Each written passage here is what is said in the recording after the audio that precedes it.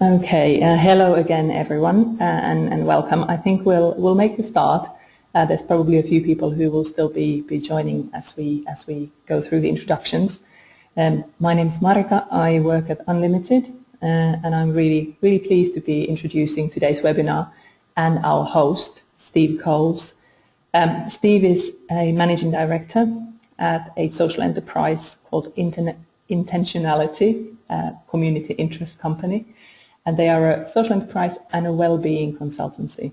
So they do a lot of work day to day, both with organizations in the sector, but obviously with social entrepreneurs directly, and really focus on helping entrepreneurs to measure their social impact and then to communicate that. So to tell the story of the impact and the difference that they make in a compelling way. And Steve has been doing pro bono work and supporting UnLtd for a number of years now. So has been a friend of ours for a long time, and really pleased to bring him in to talk about not really something different, but not directly about social impact, I guess. So when we heard that Intentionality was going to be working on research around love, we were really keen to have Steve to come in and talk about the findings once the research was completed. So that's what today's webinar is all about. So it is, as I said, a bit different from what we've done before. And I let obviously Steve to introduce the topic and tell why this is something that is meaningful to him personally and also obviously to the organization. We'll run the webinar until 1 o'clock. We'll see if we go for the whole hour, but we'll finish by 1, and we will have time for questions as well. So once we come to the end, or even throughout actually, please do post your questions through the chat function that you'll see on your dashboard. So please post questions. I'll pick those out and we'll go through those at the end and with Steve. So I think that's probably all there is. I'll hand you over to Steve and I will come back to you later on the webinar. Thanks, Steve. Great, thank you, Marika. You can hear me, I hope. Marika, I hope you can hear me. If anyone else is struggling, do post a message through the chat function and we can sort out any technical problems. So welcome, everyone. Many thanks for joining the webinar today. I appreciate your time and your interest, particularly because the topic is perhaps just a little different, as has been said. I hope that what we cover today will be useful, will be interesting to you, and perhaps more than anything else will be thought-provoking. That's one of our key aims for this piece of research. And so today we'll be exploring in this webinar this question on your screen now of social enterprise, what's love got to do with it? And over the next just 35-40 minutes or so I'll try and unpack that, and then we'll have time, as has been said, for questions. Let me move on to the next slide. Hopefully you can see the slides have moved on. Again, if there are any technical problems, do raise a question through the chat function. And so to begin, as has been said, my name is Steve Coles, and it might be interesting just to think about what I talk about, or what we talk about, when we talk about love. And so I might say to you, my name's Steve and I love my job. I might say my name's Steve and I love my wife. I might say I love my children, or I love my friends. I might say that I love you, or all of you listening in. I might say I love Jaffa cakes. In fact, I really love Jaffa cakes. I might say that I love eating a nice meal, and so on. And of course, very obviously, really, all of those different loves are quite different from one another. Or at least they're not all the same. Some might overlap, but they're really not all the same. I don't love my wife and my children in the same way that I love Jaffa cakes, of course. And this very simple fact got us at Intentionality thinking and perhaps more specifically it got us listening to others to figure out what they meant when they said love. And so I'm going to tell you a bit more about our research in just a moment, but I'm going to jump straight in actually to a quote from our report from one of the interviewees, which just helps set the scene. I will say two quick practical things just at this stage. One is that you'll receive a copy of the slides following this webinar, and you'll also receive a copy of our report in PDF version following this webinar. So do, of course, take notes of what's on the slides and so on, but you will get a copy of them afterwards, and along with a copy of the report. So let's just jump straight in there to a quote from the report. A lady called Gaia Marcus, a senior researcher at the RSA, says this, says, "I don't think we talk about love enough, actually. I don't know if it's an English thing or not, but I think that we've allowed it to mean intimate love, and I don't think that's what the word meant." And I think that statement, that quote, sums up something of what I've just said and alluded to, that love doesn't at least just mean intimate types of love. In fact, it can mean lots of other things. And that's what we're going to explore over the next 35 or 40 minutes, as I've said. Just a little bit more background, and just to let you know what we'll be covering. Again, welcome if anyone has just joined us in the last moment or two. We're looking at social enterprise, what's love got to do with it, and here's the broad outline for our time together. We'll have a look at the background and the context for the report. We'll look just for a minute or two just at the methodology, how we went about gathering information. And most importantly then, we're going to look at the role of love, or aspects of love, in relation to the motivation of social entrepreneurs, in relation to the environment within their social enterprise, their business model, and how they make a difference. How love, in some sense, is related to social impact, which is the area of greatest interest to us in many ways. I'll share a few thoughts of the findings and the conclusions that we drew out, though actually the report doesn't seek to make big, bold conclusions. It seeks to provide food for thought, and I think that's probably a better way to describe where we'll end this session, is with some pieces of food for thought rather than necessarily hard conclusions. But we certainly will leave time for questions and answers as well. So if you'd like to submit those via the chat function on the webinar dashboard, please do, and please do so at any time through the webinar, and then we'll find opportunities certainly at the end, if not as we go, to try and address those. Let me just give you a little bit of my background, just so you know a bit about where I'm coming from.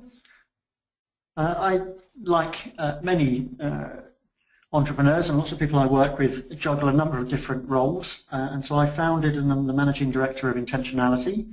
We're a community interest company, and we're interested in social enterprise and well-being, as Marika mentioned.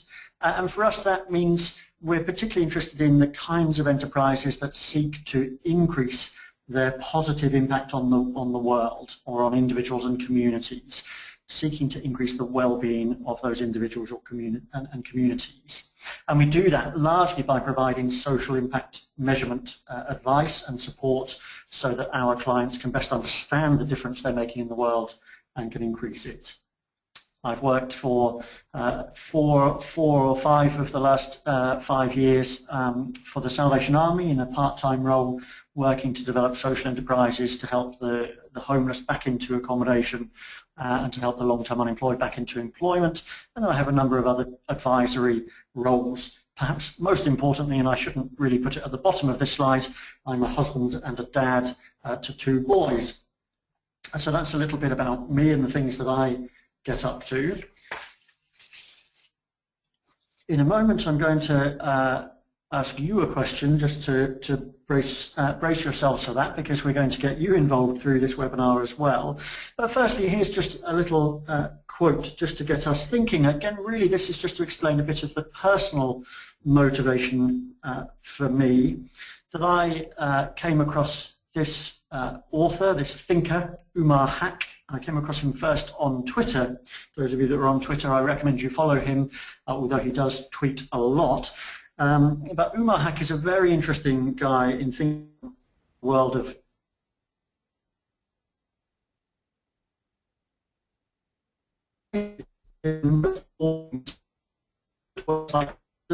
truth, love, beauty or justice, the timeless expressions of highest human potential, you'd probably end up in handcuffs, a straitjacket, or both. And this is a little point to reflect on through this webinar. It's one of the quotes in our report that we present in such a way that they can just be paused upon, reflected upon in the way of being, again, food for thought.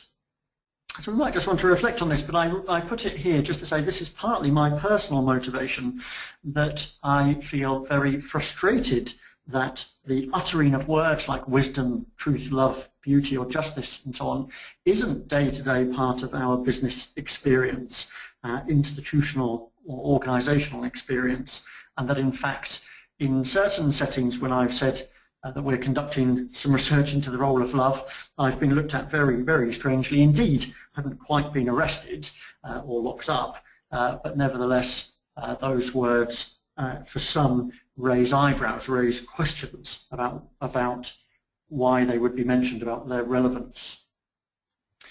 Let me, if I may, ask you a question, and I hope that you'll be familiar with the webinar software. I'm hoping this works. If it doesn't, we'll find some other way to deal with it.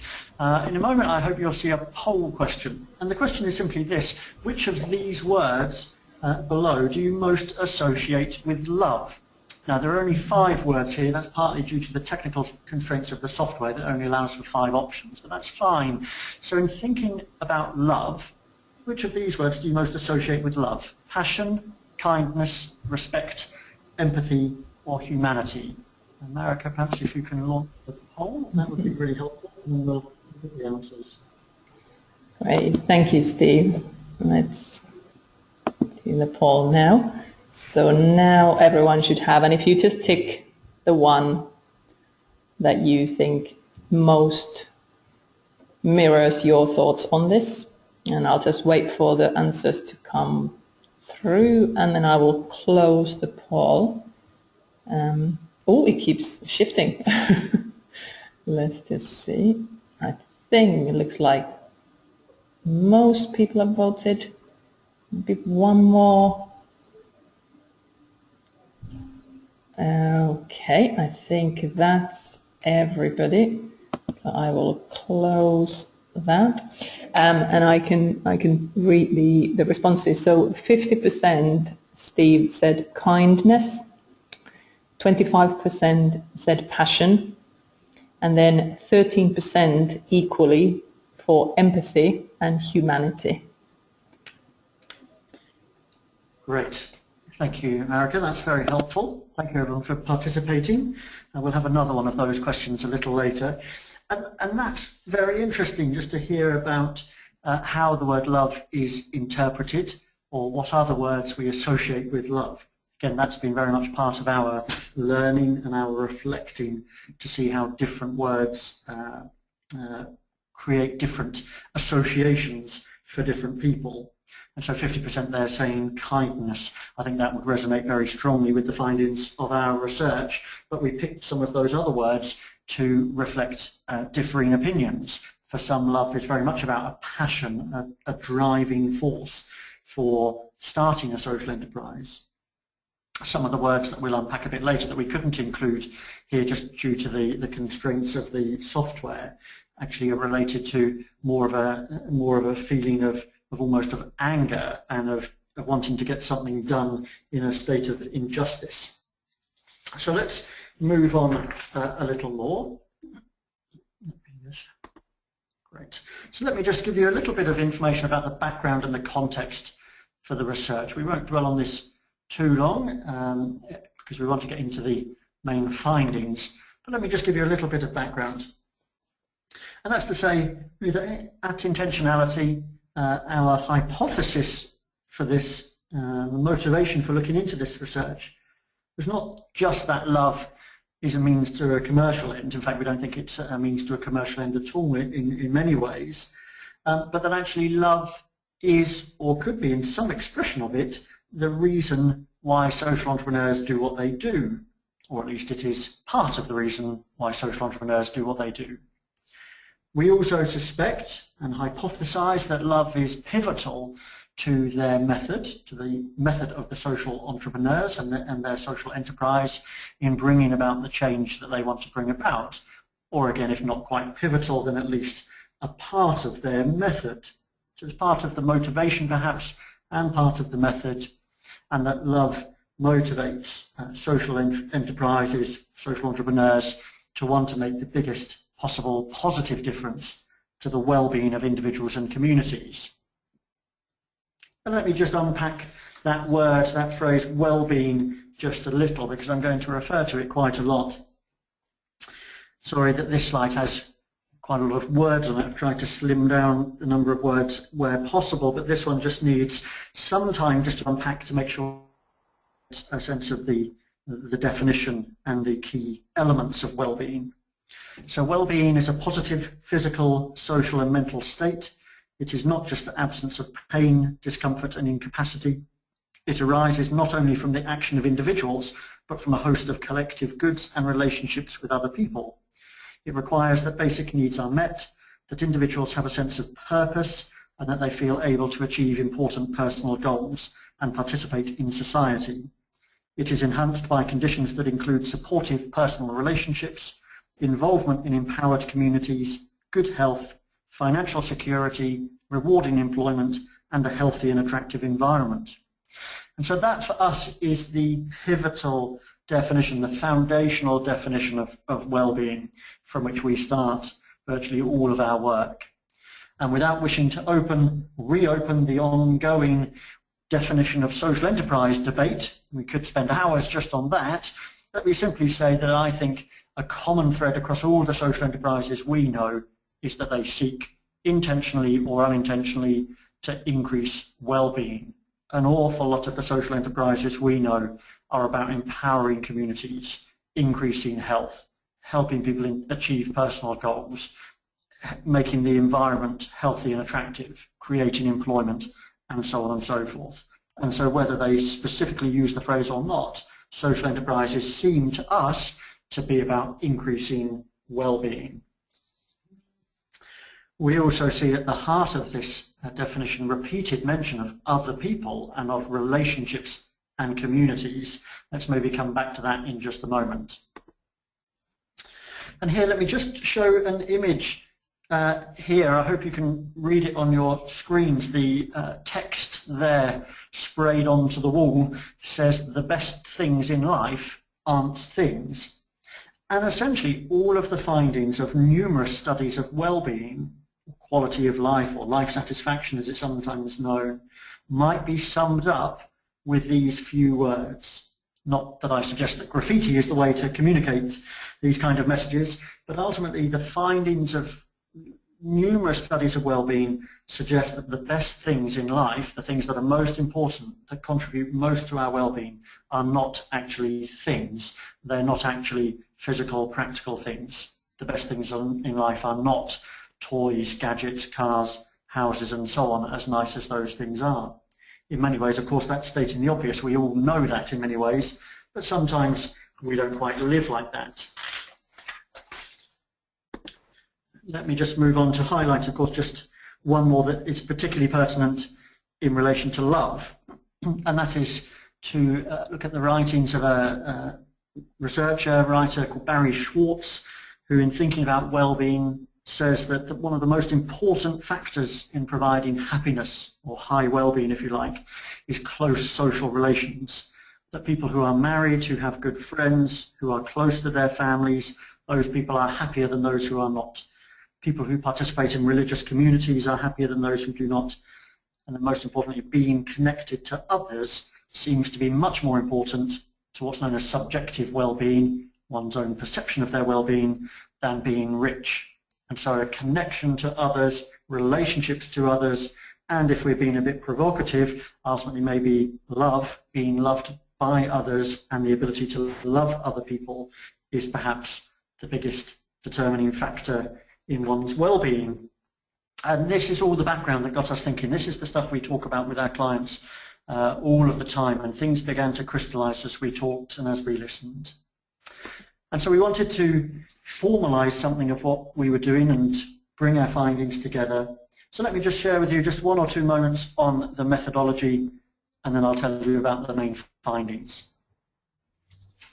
So to test our hypothesis that love is the motivation, love is the method by which change comes about, love is part of, in some expression of love at least, is the way that change is made.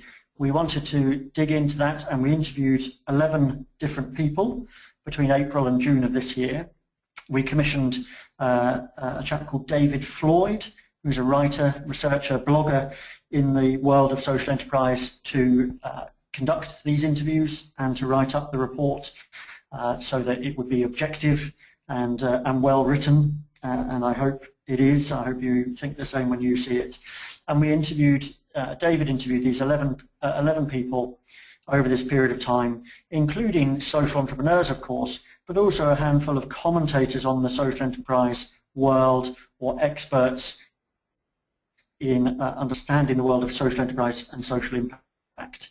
And so among others, we interviewed Jeremy Nichols, the Chief Executive of the SROI Network, the Social Return on Investment Network, that is. We interviewed Peter Holbrook, the Chief Executive of Social Enterprise UK, Becky John, the founder of one of my favourite social enterprises called Who Made Your Pants? It's certainly got the best name. We interviewed Eugenie Teasley, the founder of Spark and Metal, another brilliant social enterprise. A chap called Alex Swallow, a very young guy, but CEO at the time of the Small Charities Coalition, and a world of experience, a wealth of experience. And we interviewed Dr. Russell Rook, the Chief Executive of Chapel Street, and there are a number of others as well. And we gathered additional information with 2 SurveyMonkey surveys that we distributed via Twitter, via various online networks, and our website to gather additional input. So that's just a little bit about the methodology and the background and the kinds of people that we gathered our findings from. Here then are the 4 key questions or key areas for questions that we explored. We asked all of our interviewees questions about motivation. To what extent might love be a motivation for starting their social enterprise or starting a social enterprise? Perhaps asking about who they started a social enterprise for, whether there's a particular individual or a community or a particular area of need that they would start their social enterprise for. We asked in relation to motivation whether starting a social enterprise is in some sense irrational rather than just starting a regular business. And then we asked about environment, asking what does a loving business, a loving social enterprise look or feel like? Why is that different to a regular business? How might a social enterprise create a loving environment for staff, for beneficiaries, for customers? And leading on from that, we then looked at the business model, how love is reflected in the operations of a social enterprise, how a love-based business might be different from a business that provides people with what they want, how the relationship between a social enterprise and its customers is changed because of the emphasis on love in a business model. And then finally, the questions around making a difference. How is love part of the thing that makes the difference, brings about the impact that these social enterprises seek to make?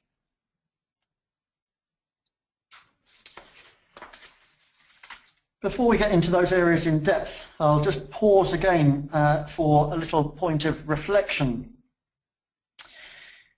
And this is part of the background, again, to this research, that we reflected on statements in popular culture, statements in books and in songs and so on about love, and we wanted to ask the question of why so often we affirm statements about love in pop culture, popular culture, but for some reason we don't always seem to live them out or live like they are actually true. And so here's a reference to love from popular culture. We allowed our designer of the port really quite free rein to be as creative as he liked, and so I hope you get the illustration, the reference there. And so those of us at least of a certain age will have sung along to this song, All You Need Is Love, and we'll have sung it as if we really mean it. But then the question is, well, do we or don't we? Or is it only true part of the time? So let's just ask another poll question if we could.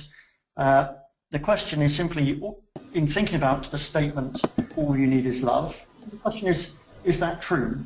And then while America just launches that, I'll say that the answers are to say, is it definitely yes, it's always true?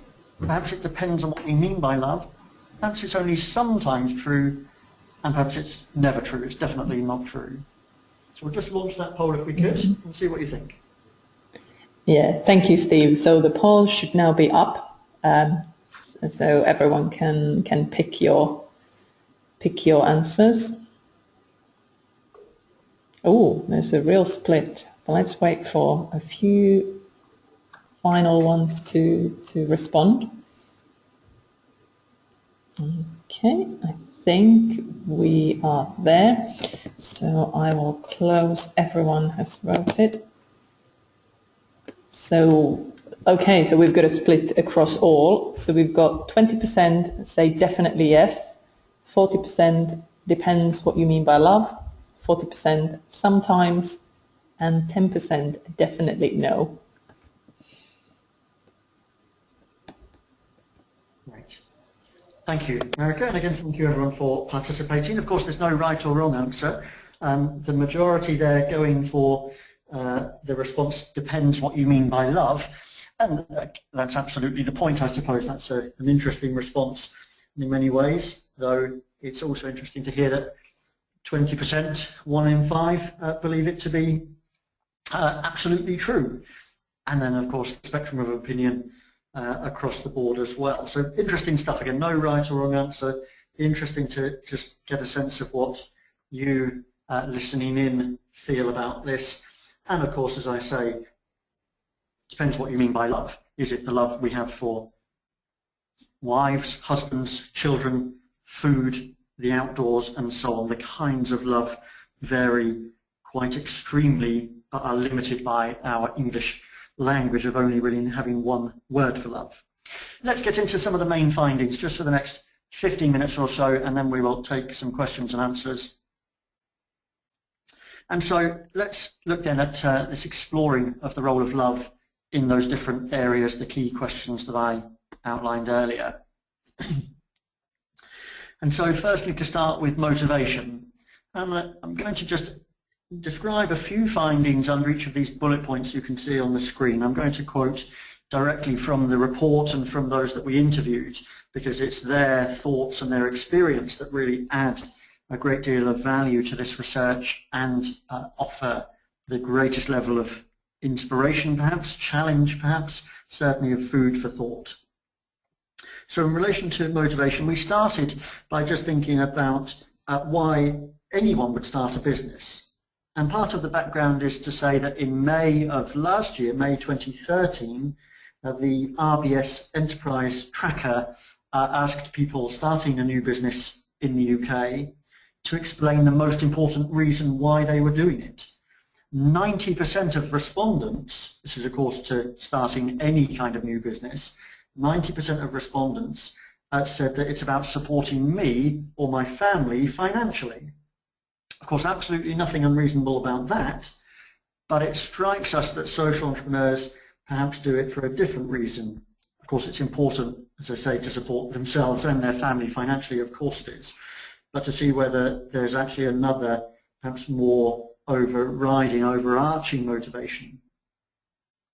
And so it does seem to us to be the case that love, at least in some form, and that's where our use of the word is tricky, love in some form appears to have been a motivator to start a social enterprise. Let me just tell you what Eugenie Teasley said. Eugenie started a social enterprise and runs a social enterprise called Spark and Metal. They work with young people to help those young people fulfill their potential and find a fulfilling career. And Eugenie said, I naturally associate founding the organization with rage and frustration. It's interesting words, but it came from a place of love, of wanting to support young people in a way that they were not getting supported elsewhere. That's a very interesting mix, and that's not uncommon actually in our findings, that Eugenie started from a place of love, as she says, but also actually out of a place of rage and frustration, wanting to change something. So we see it there.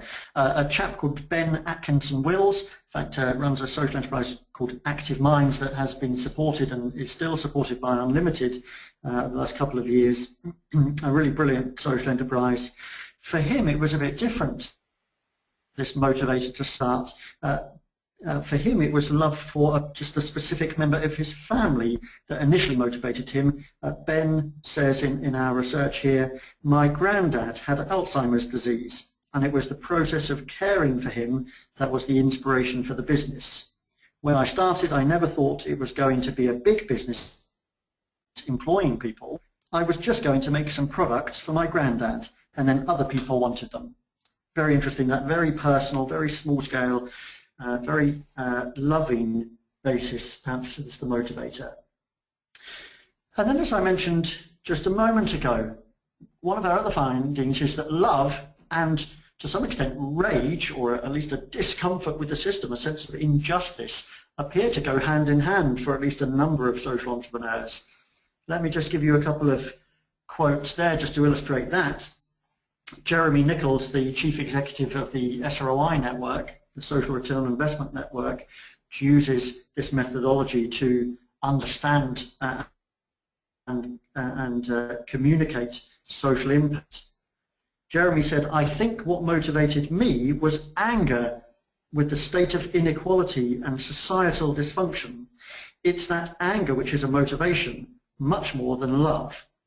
He then went on to say that the level of wealth and income inequality that we see around us in our own society and internationally fires you up, and you go, this is wrong. We should do something about that.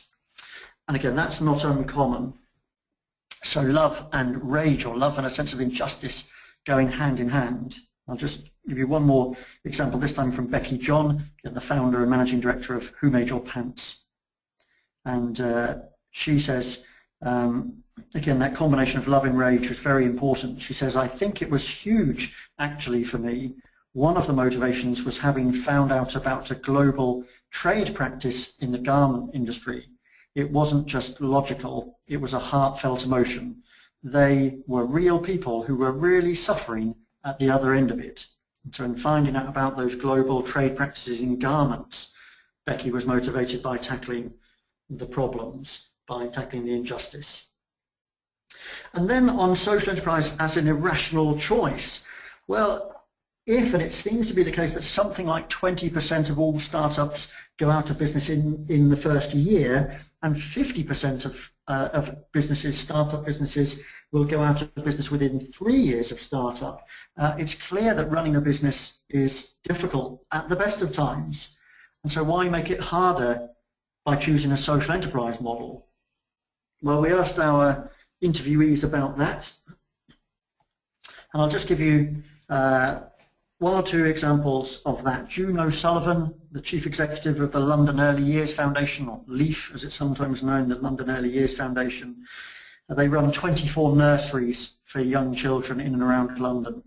She says, I suppose there are times when I think to myself, I could just do this, make money, provide a lovely experience for the children, and not have to worry about all the complexities of working in areas of poverty, particularly if I'm going to a bank for some money.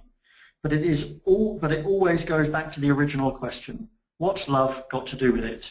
For me, that's the driving force in the end. So some sense of the irrational, but actually a social enterprise in some sense being a rational choice if one wants to tackle inequality, deprivation, poverty, and so on. Just as an interesting little one, that one of our interviewees, Russell Rook, the chief executive of Chapel Street run schools and healthcare centres in areas of deprivation, picks up on the word irrational because the chair of his board for the schools part of the Chapel Street organisation, a very well-respected man called Sir David Bell, simply says that to bring about change in education, to bring about change in the lives of young people, Sir David Bell suggests that every young person should have an adult who is irrationally committed to their success. that they would have a mentor, a buddy, a teacher, someone like that who is irrationally committed to their success. For this chapter, Sir David Bell, a real expert in education, that's the thing that makes the difference. Let's move on to explore a different area. We move on to look at the role of love in the environment. And we began here, again, actually being challenged by the writer, the gentleman I mentioned earlier, Umar Hack. Umar Hack says that we are happiest when we are relaxing, we're happiest when we're socializing, or, you guessed it, he says, having sex. The three most unhappy activities, though, are the commute to work, time at work, and the commute back from work. Then he goes on to say, who are the people we are most and least happy interacting with? Friends and family make us happiest. Clients and customers make us the third most unhappy. Being alone makes us the second most unhappy. And what's at the very, very bottom of the list, even worse than being alone, is having to interact with your boss. That's the thing, that's the person, that's the interaction that makes us the least happy. And this was a real challenge.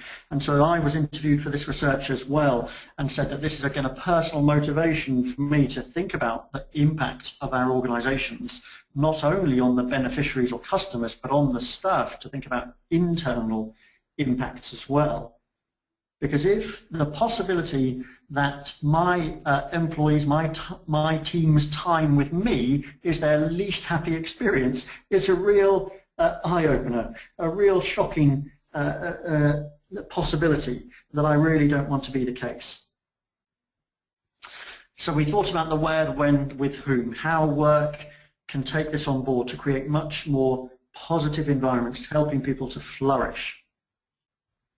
We asked about what love might look like in a business. I'll just quote again from Ben Atkinson-Wills of Active Minds.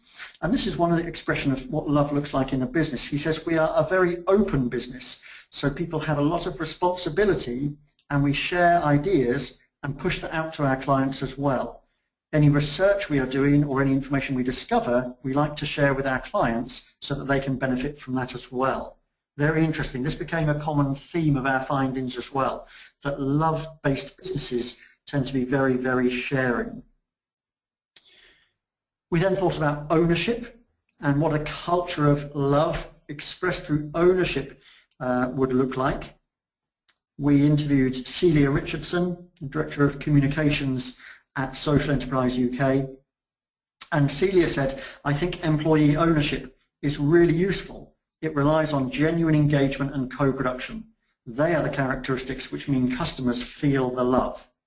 If you call Central Surrey Health, which is an employee-owned social enterprise, if you call Central Surrey Health, she says, you get the phone picked up by a co-owner who's brought in and is close to the service. You don't get the phone picked up by an angry lady who was hired to keep you away from the GP like 10 years ago when that seemed to be NHS policy. So a whole different experience, a whole different environment of ownership, allowing the staff members to be close to the service, to be really bought into the process and to transform the way services are delivered. We heard an awful lot about organisations that are putting love at the heart of their business and their environment, about going the extra mile, thinking again about Chapel Street running its schools at one point.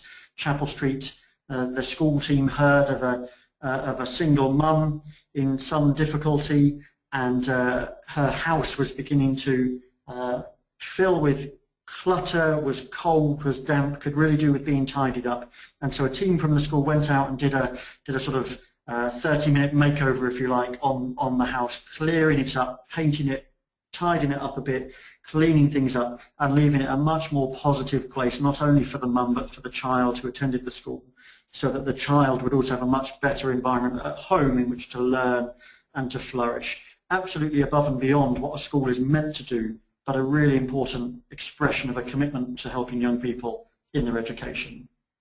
And I love this quote here on this slide from Alex Swallow, and then he was Chief Executive of the Small Charities Commission. Our loving approach, thinking about small charities in that case particularly, our loving approach is to try to take people as they are rather than put them into boxes as corny as that might sound. Our caring about others, and he uses the word caring rather than loving here, our caring about others is what leads us to be incredible. I really like that quote, and I think the social enterprises that we work with often strike us as incredible, but it's because they care about others. On to just another slide, just the briefest of references, just while I pause and let you reflect on what you've heard so far. So here's another popular culture reference, this time from Mumford and Sons rather than from the Beatles. Just have a little look at that while I just catch my breath, and we'll move on just to the final two sections in just a moment, and then on to questions and answers.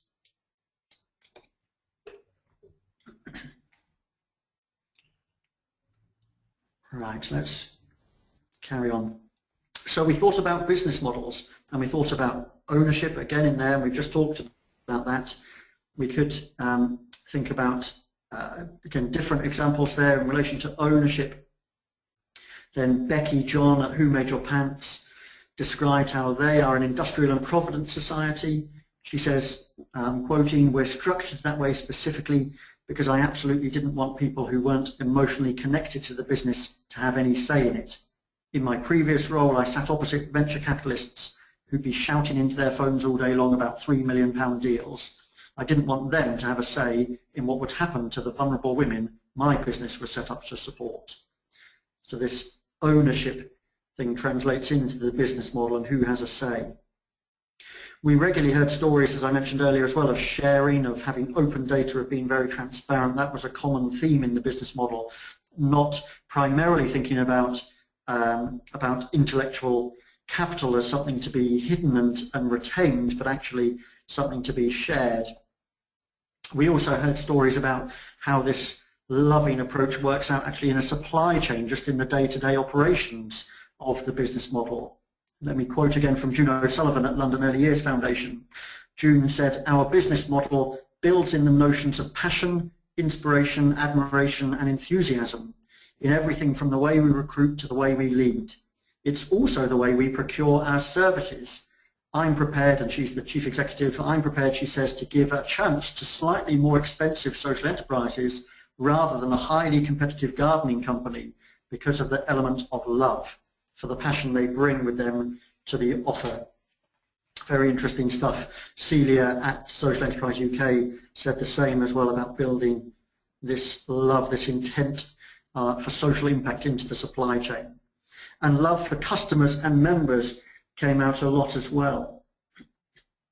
Ben Atkinson-Wills says what he's done is to create something that is fun and creates enjoyment, and then I'm quoting, he says, "I like creating the business and building it up. I like the fact that it benefits people.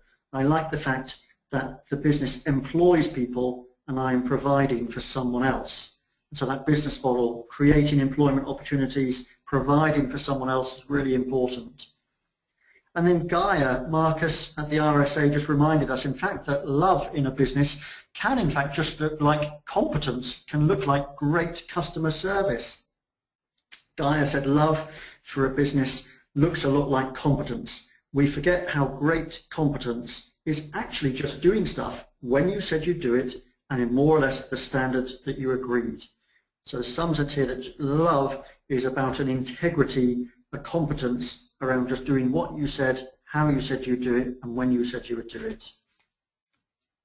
Let's move on. This is just our final sort of key areas of findings. I'm going to share a few closing thoughts. And so in relation to making a difference, here we particularly wanted to highlight this quote from Jeremy Nichols. Social impact measurement, which is measuring whether and how successfully you're delivering the social change you exist to deliver, is one of the most discussed topics in the world of social enterprise, yet relatively few social enterprises actually do it in any formal way. This is clearly a problem. There is a risk that we say, because we are well motivated, it is okay. You can't pretend for 1 second that the state of love or anger is by any means adequate to show accountability for change. And so we want to take this very seriously, that just saying we are loving or we are motivated by rage or anger against injustice, that actually that's not sufficient. There does need to be evidence for that change. And as we talked with our interviewees, they talked about how care, how love for them means that they talk with and listen to their beneficiaries. We did think about whether it's a tug of war between social impact on one side and financial return on the other, and that does appear to be the case, but that's something of that irrationality of being a social enterprise, but something of the joy and the challenge of being a social enterprise as well. So here, just a few final thoughts then for you listening in to perhaps if you want to put more love into business in general or into your particular business, your particular social enterprise. Here's just 3 of 10 thoughts that we drew together. Russell Rook said, in terms of your staff, if you want to put more love into your business, it's about making them think about what they are becoming as much as what they are doing. Thinking about the development of your team, your staff, your volunteers is one way to put love into your business. Celia at Social Enterprise UK said, think long-term, get away from short-term profit and short-term relationships with customers and staff. To tell the truth and get a triple bottom line in place, thinking about financial, social and environmental impact or value. And a third way to put love into the business, says Peter Holbrook at Social Enterprise UK again, it's more cultural, it's cultural more than anything else. It's about being open and upfront about the type of business you aspire to be and creating a culture whereby you can be held to account against those statements of intent. Held to account by your staff, your cleaner, your caretaker, your customers, your investors, your funders, whoever it may be. So creating that culture appears to be an important way to build love into the business. And the few final pieces of food for thought were that we discovered that love-based businesses, loving social enterprises, appear to put people first and prioritize their needs, their flourishing, their well-being above other things.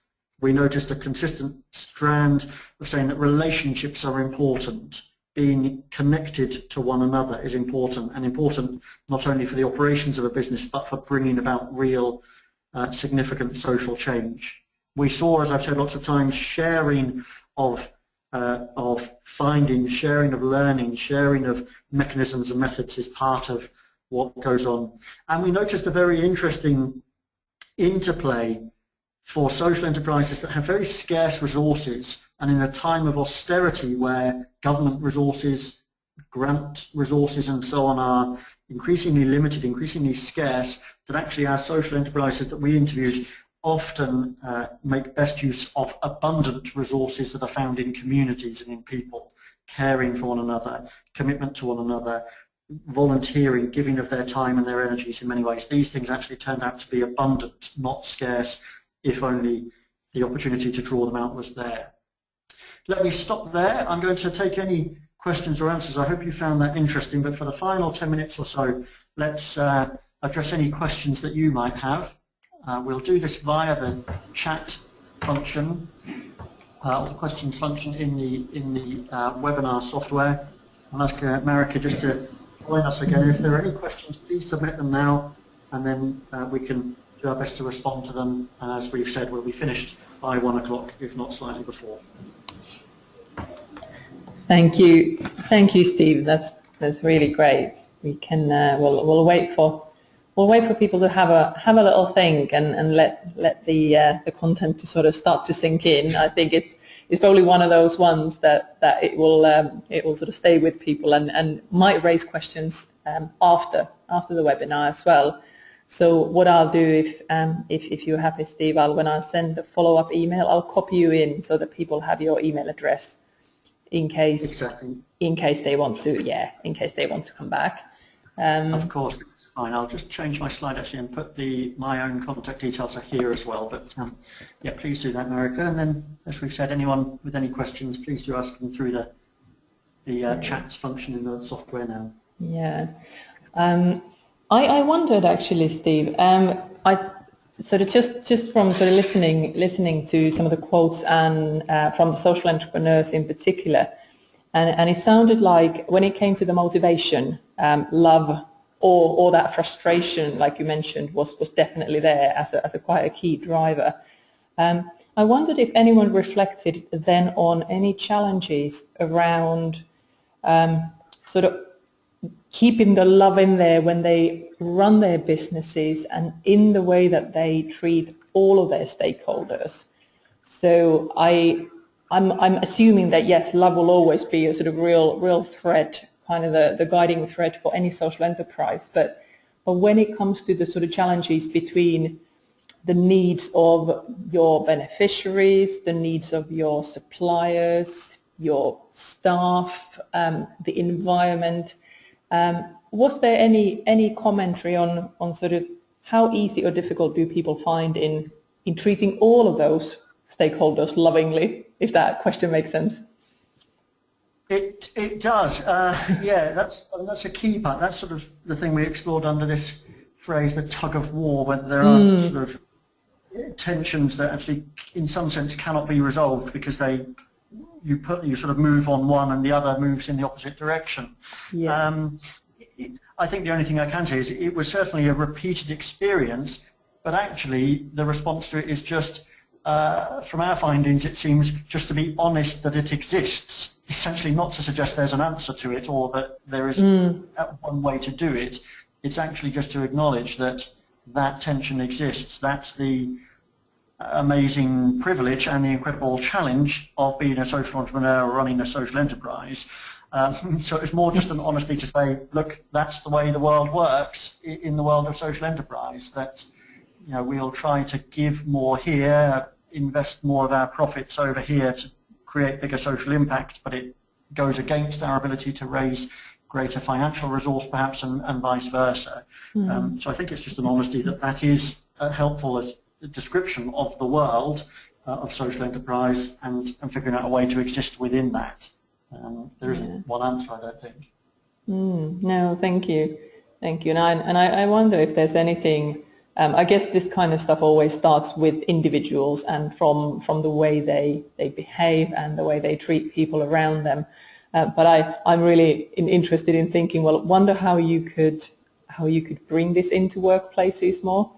Perhaps is there something that social entrepreneurs have got to would have to share with the more traditional business world, and what could it look like? How might you start to bring love and the associated sort of traits and well-being into bigger businesses as well? So yeah, so three thoughts on that were to think about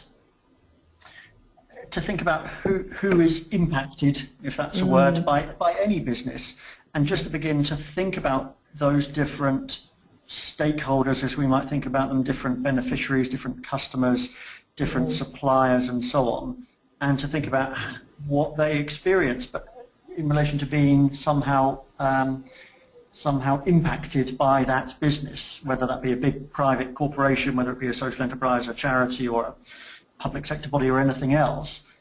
Just to be very conscious of things that make the biggest difference to people's well-being, if you like, if you're happy to borrow our kind of phrase for that, and then just take that seriously. To say that actually commuting to and from work is terrible for people's well-being. As I said, and it's very shocking to me, that time with our bosses is one of the worst points in people's working lives, it seems. That's really quite shocking, but just thinking about, well, why is that and how might we reduce that? And I think the same goes for private businesses as well as for social enterprises and everything else in between. I think there's an interesting thing, of course, of thinking about what's the difference between what people want and what people need. That came up quite a few times, that perhaps if big businesses, private profit-making businesses, thought a little bit more about what people really need rather than just what they want, that might sort of shift the emphasis towards being a slightly more love-based business. But then again, we might get into the tug-of-war problem that what people need is perhaps not always the thing they want to just spend lots and lots of money on. We often want to just spend money on what we want rather than what we necessarily need. But that sort of makes a difference as well, I think. Great. Got a couple of questions here and a couple of people just saying thank you, interesting. One question is, where do we start teaching people about this new perspective on the value of love? So where do we start teaching people about this new perspective on the value of love? Have you got any reflections on that? Was the question, where do we start teaching people about this? Yeah, where do we, or when, when do we start teaching people about this new perspective on the value of love? That's a great question. That's a great question. I think my answer is just, I think we should all just talk about it a bit more, actually, and not be sort of embarrassed to do so. Occasionally we might need to use a word or a range of words other than love specifically, but actually we might want to talk about care or warmth or inclusion or trust and so on. Those appear to be, broadly speaking, sort of interchangeable words in our findings. So maybe just be talking about it. As I say, that quote from Umar Hack, why on earth would it be that if we talked about love in a boardroom that we might be sort of carted off or thought of as mad? So I think part of the teaching process, if you like, is just to talk honestly and be bold in using these kind of words. I was at the RSA where a chap called Charles Leadbeater talks a lot about entrepreneurship, said social entrepreneurs really ought to feel more comfortable with the fact that often when they say something, people look at them as if they're mad. Actually, that's probably a good sign. So you know, sort of just talking about love, even if it raises some eyebrows, is probably not a bad place to start. Brilliant. Thank you. Thank you. We have another question. I may have to connect the person with you, Steve, directly, because the space that the chat function allows is quite minimal, so I may not be quite getting this correctly. But what they've written is there any advice on how you can coexist / approach with other competitors with love? So is there any advice on how you can coexist with other competitors with love? And I wonder, I think that could be taken in a couple of different ways, and unfortunately the system doesn't allow us to clarify with the person who asked the question, but... Yes. Well, so whoever asked that question, do feel free to contact me. My contact details hopefully are on your screen now, so please do that.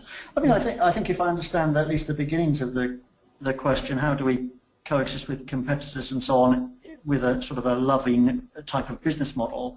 That's again a great question. I think it comes down to some things that sound very simple, but are often not the way that, you know, we're sort of taught to do these things in business or in business schools or in the sort of perceived culture of business.